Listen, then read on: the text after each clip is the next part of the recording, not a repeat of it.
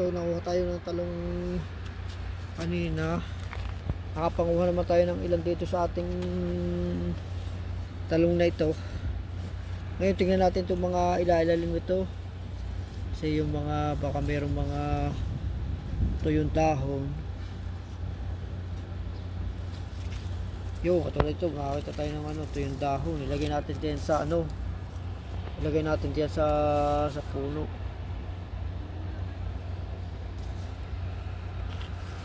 Yun, tumagar to. Ilagay natin diyan sa ano, sa puno.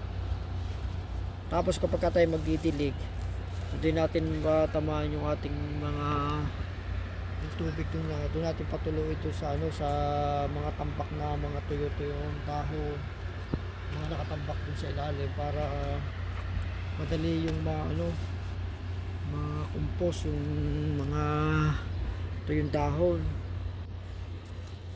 Yan, katulad yung mga garto, yan. Lagay din yan sa kawan. Itong mga ilalim na garto, yun. Kuha na natin pagkatapos. Kasi dito lang ito sa gartong mga bato, hindi makukumpos yan. Kaya ilagay natin ito sa ano, para mapakinabangan na ano, talong. Yan, okay. Ito, mayroon pa doon pala. Tuyo. Kuha natin ganyan. Yan. Natin, tapos ating ilagay doon sa puno, yan doon. Kaya yung ano, yung halaman, yan ay naglalagay na ng ano, ng mga sustansya doon sa ano, automatic sa kanyang sarili.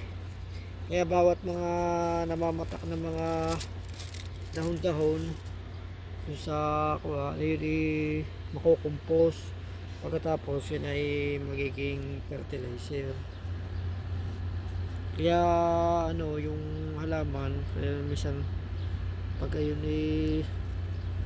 yung mga hindi na papakalman, katulad yung mga halaman niya sa gubat, hindi na pakalman, bakit gumaganda? Wala naman naglalagay ng abono doon. Ayun kasi yung mismo, yung halaman, nagpapatak na siya ng mga ano, mga dahon niya para maging abono yun.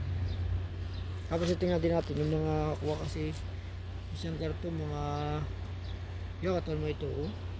May tapula, kaya pag may mga pahay sa isang mga tapula, inipirat na lang natin. Kasi naman tayo ano pa tayo, mag-spray pa ng mga insecticide. Pag ito mga pahay sa isang tapula, pwede na natin yan na ano, piratin. Kasi yung isa kasing inakay nito, kapag hindi nakalaki, ano, bumultiply agad. Yan, no? Yan. Meron na pala ditong mga napisa na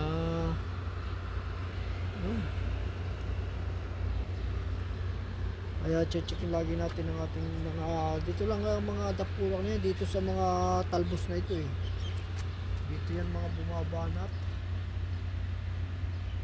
yan, katulad dito lang tayo dito yun, yan, ganyan, piratin lang natin yung dito yun, may isa rito yun. Yung mga Stanley dun sa yan, paborito niyan yung ano, yung mga mura na ano, talbos ng talong, yung mga paborito na yan.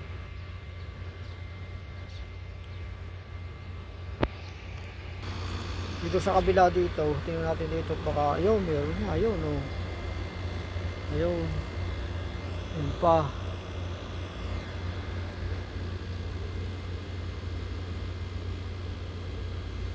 Yun pa rito.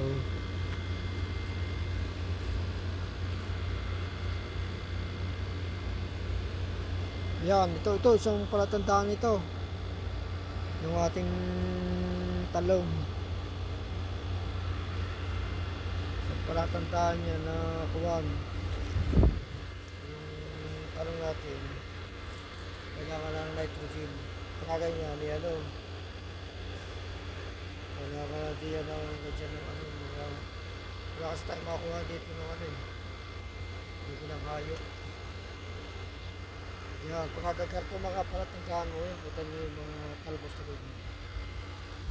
Yan, hindi na kailangan na ng ano, nahingi na yan ng nitrogen, na ganyan ng mga talbos oh. Nahingi na yan ng nitrogen, kaya kailangan pagkaganyan eh, kuhan, para dyan yun na ng mga dumi ng hayop. Ayan. Kaya maganda rin yung pagka may ano, meron kayong kartin, may mga alaga rin kayong hayop, kahit ng mga ano, yung kaunting manok o kaya rabbit, tapos yung mga ano, mga dumi nila, yun ang gagamitin nilang bilang pinaka-fertilizer, pinaka-nitrogen sa mga halaman. Kaya yan ang mga ano, mga dapat yung tingnan din sa ano, sa ating mga gaya, mga talong. Meron namang side ng ugat niya kasi ito may mga kanya-kanyang mga ugat yan eh, na nag-ano, nagsusupply. Katulad ng ugat dito, iba yung ugat nga nito, pinagkukuhanan nito ng supply. O ano, wala siyang makuha dong mga nitrogen. Kaya ganyan. Pero dito naman sa kabila yun, oh, okay naman. Ibig sabihin dun sa ugat niya doon, ay may nakukuha na siya ng nitrogen kasi dito na nyo okay naman siya. Okay naman. Yan, dito okay din siya. Okay din yan. Dito medyo okay din. Yan.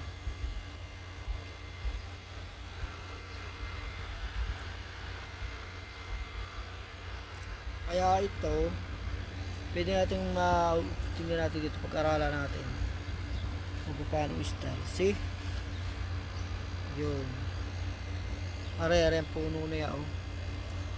Kung are yung sanga niya dito, ibig sabihin dito sa parte din eh, parang wala siya masyadong nakakuha, pero marami naman siyang tambak ng ano, tambak na mga nabubulok na bagay. Ibig sabihin kulang dito sa ano, tinayamat.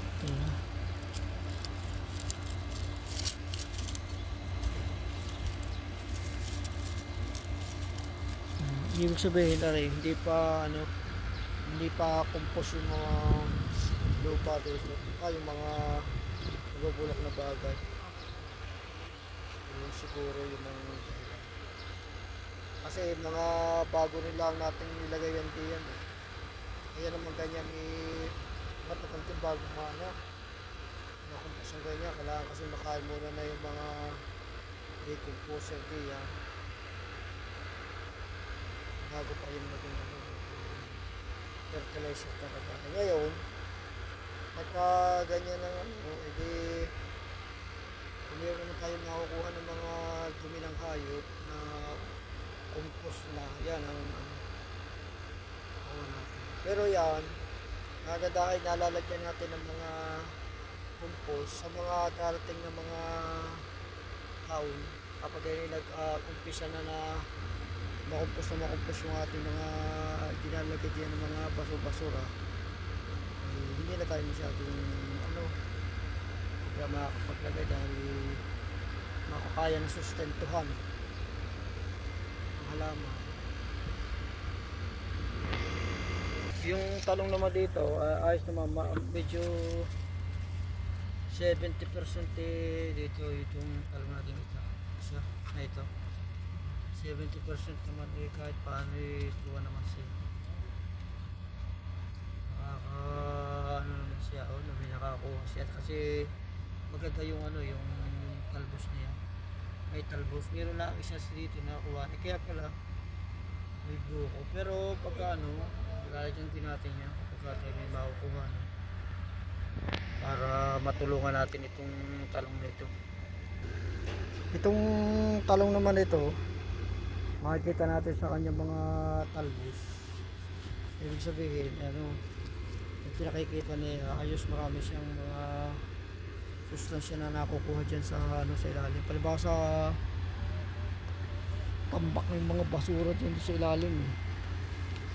Tambak. Nilagyan kasi natin yan ng kuya. Kita niyo yung mga ano mga dahon kapag ganyan, mga talbos oh. Kasi tatambak kahit na yung mga kanin oh. Kahit mga kanin na kung ano. Meron ba yung mga kanin hindi nakakain. Nilalagay ko riyan sa ilalim. Kaya marami sila yung mga nakakain ng mga sustansya itong talong na ito.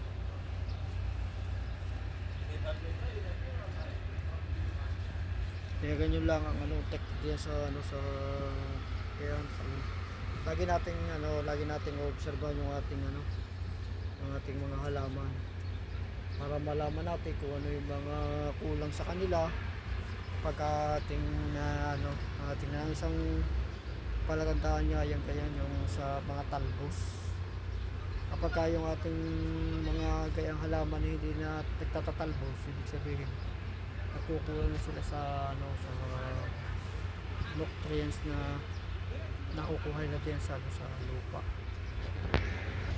Ito ayos to. Kita mo halos lahat maganda yung kanyang talbos. Yan. Ito yung kanyang talbos. Tapos yung puno pa niya sumuloy pa oh. Ibig sabihin okay yung mga nutrients na nakukuha niya diyan sa sa ilalim. Kaya lagi nating bibisitahin yung ating mga halaman at ating susuriin para malaman natin. Dahil kasi kung lagi natin sinusuri at makita natin na parang hindi na siya nagbubunga, malalaman natin na ay kulang na pala ng mga ganong bagay. Kaya hindi na siya nagbubunga. Kaya importanteng natin masuri natin ang ating mga halaman.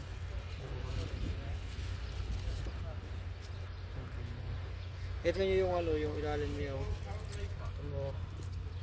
mga gamit tuyo-tuyo yung dahon ng mga ng mga talong nito sa ilalim. Kaya yan yung malaking tulong din sa sa kanya. Tsaka isa pa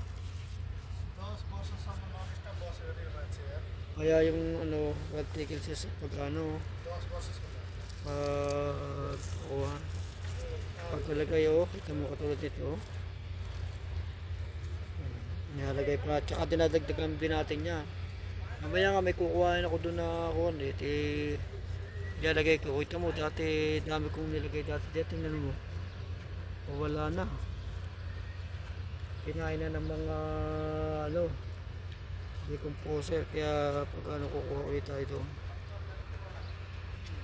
nating malagyan.